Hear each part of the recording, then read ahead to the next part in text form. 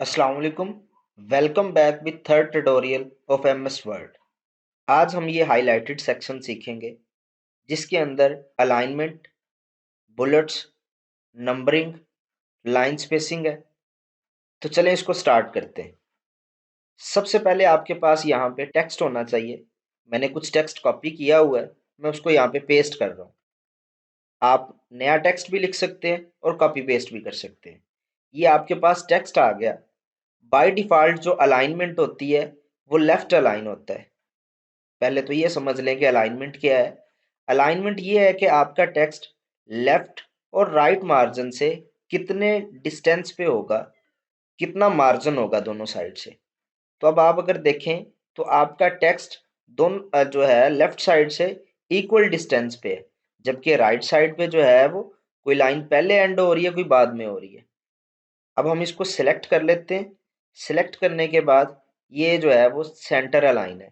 अगर आप गौर करें तो यहाँ पे जैसे आप लेफ्ट पे करते हो कंट्रोल प्लस एल है, और सेंटर पे करते हैं कंट्रोल प्लस ई है। तो ये इनकी शॉर्टकट कीज है, ये काम आप इनके थ्रू भी कर सकते हैं। हम इसके ऊपर क्लिक करते हैं। जैसे ही हमने क्लिक किया, अब आप देखें कि लेफ्ट और राइट से जो है वो इक्वल डिस्टेंस हो गया इसका। इसी तरह से जैसे ही राइट अलाइन करेंगे तो राइट साइड से जो है मार्जिन इसका एक जैसा है, जबकि लेफ्ट साइड से अब ये जो है मार्जिन डिफरेंट हो गया इसका। अब अगर आप ये चाहते हो कि लेफ्ट से भी और राइट से भी एक जैसा मार्जिन हो, आपकी लाइंस लेफ्ट से इक्वली स्टार्ट हो और राइट पे इक्वली आके एंड हो जाए, तो यहाँ पे जस्टिफाई का ऑप्शन है। आप जैसे इसके ऊपर क्लिक करेंगे, अब आप देखें लेफ्ट और राइट से जो है इक्वल मार्जिन है इसका। तो ये जो है वो मुख्तलिफ तरह की अलाइनमेंट मौजूद है। इसके बाद जो है वो हम देखते हैं कि कैसे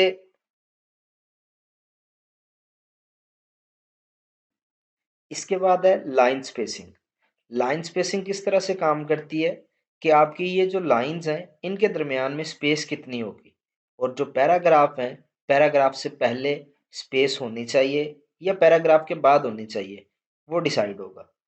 हम इसको सिलेक्ट कर लेते हैं। सिलेक्ट करने के बाद आप यहाँ पे जाएं लाइन स्पेसिंग पे। जैसे ही आप यहाँ पे क्लिक करते हैं, आपको मुख्तलिफ पॉइंट्स मिल रहे हैं। अगर आप 1.0 करेंगे तो ये बिल्कुल नैरो लाइंस हो जाएंगी। आप जैसे जैसे इसको वाइड करते जा रहे हैं तो इनके दरमियान स्पेसिंग बढ़ती जा रही है। आप इनमें से कोई सी भी एक स्पेस जो है वो एडजस्ट कर सकते हैं। अब ये हमने यहाँ पे स्पेस एडजस्ट कर दी। उसके बाद यहाँ पे है ऐड स्पेस बिफोर पैराग्राफ। आपका जो करंटली सेलेक्टेड पैराग्राफ है उससे पहले आप स्पेस देना चाहते हैं कि नहीं देना चाहते। जैसे हम इस पैराग्राफ को सिलेक्ट कर लेते हैं। सिलेक्ट करने के बाद यहाँ पे जाके आप ऐड स्पेस बिफोर पैराग्राफ कर देंगे तो यहाँ से स्पेस आ जाएगी। और इसी को जो है वो आप ऐड स्पेस आफ्टर पैराग्राफ कर दें तो पैराग्राफ के नीचे स्पेस आ जाएगी। बिफोर पैराग्राफ से पहले और आफ्टर पैराग्राफ के बाद जो है वो स्पेस ऐड कर देगा। इसके बाद यहाँ पे एक left to right text direction है और एक right to left text direction है। इससे क्या होता है, हम एक पैराग्राफ सिलेक्ट करते हैं। पैराग्राफ सिलेक्ट करने के बाद अभी ये left to right text direction है, हम इसको राइट टू लेफ्ट कर लेते हैं। जैसे ही हम राइट टू लेफ्ट करते हैं, चेंजेस देखिएगा आप क्या आती हैं। ये आपके जो पैराग्राफ की एंड सेंटेंसेस थे ये राइट साइड पे चले गए। अगर अभी भी समझ नहीं आया आपको तो हम यहाँ पे कुछ और टाइप करके देखते हैं। आप देखिएगा कि ये टेक्स्ट आपका लेफ्ट साइड पे मूव करना शुरू कर देगा।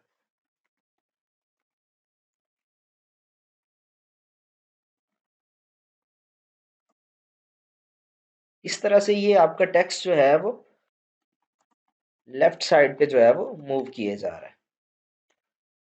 अगर आप इसको सेलेक्ट करके दोबारा जो है वो लेफ्ट टू राइट डायरेक्शन पे करेंगे तो ये इस तरह से हो जाएगा।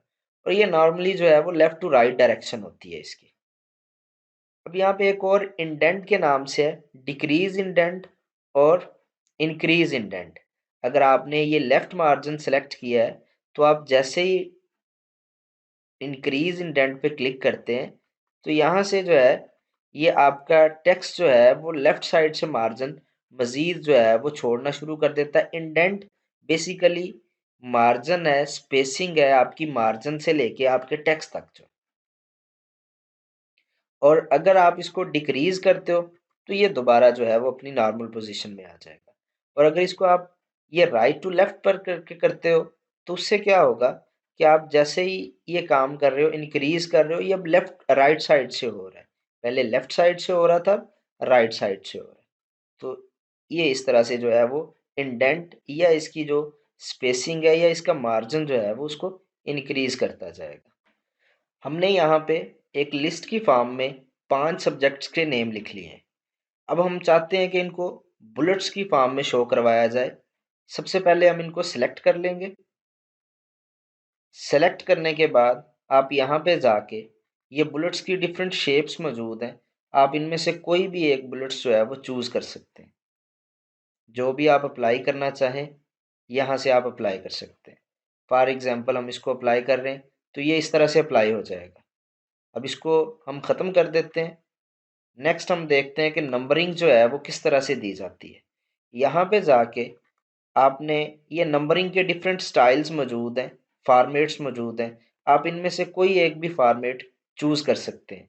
फॉर एग्ज़ाम्पल हम इसको चूज़ करते हैं, ये नंबरिंग हो गई। इस तरह से आप अपनी किसी भी लिस्ट को नंबरिंग दे सकते हो।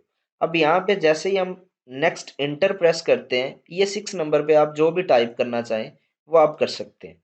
बट प्रॉब्लम वहाँ पे आता है कि आप ये चाहते हैं कि पहले 3 नंबर्स तो इसी तरह से रहें 1 2 3। नेक्स्ट जो है वो 4 की बजाय आप सीक्वेंस चेंज करना चाहते हैं या कोई और नंबर असाइन करना चाहते हैं। तो फिर आप क्या करेंगे?